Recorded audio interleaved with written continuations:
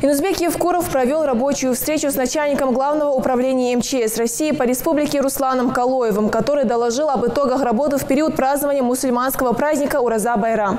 Так, с 15 по 18 июня 76 сотрудников подведомственных подразделений МЧС России обслуживали более 40 участков автомобильных дорог в населенных пунктах Ингушетии. Всего привлекалось 19 единиц техники. За период 3 дней у нас произошло одно происшествие.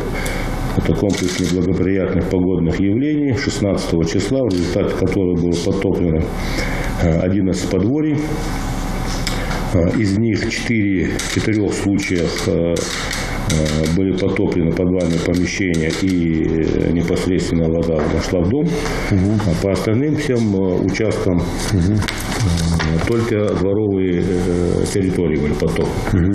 Значит, по всем адресам были выезды, работали по 5 адресам пожарно-спасательные подразделения и подразделения города Назрань и города Магаз. По городу Магаз потопленных объектов нет, но полотно дорожное по центральной улице было, уровень был довольно-таки серьезный. И нужно отметить, что и город Назрань, и город Магаз, администрация сработали на отлично. Вовремя выехали, вовремя отработали, проблемных вопросов нет.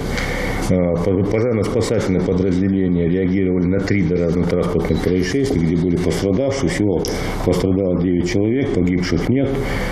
Все соответствующие бригады скорой медицинской помощи были доставлены в лечебное учреждение. Инузбек Евкуров отметил хорошую работу всего коллектива МЧС. Он поблагодарил их за профессионализм и ответственный подход к своим обязанностям. Глава считает, что лучших сотрудников нужно поощрить.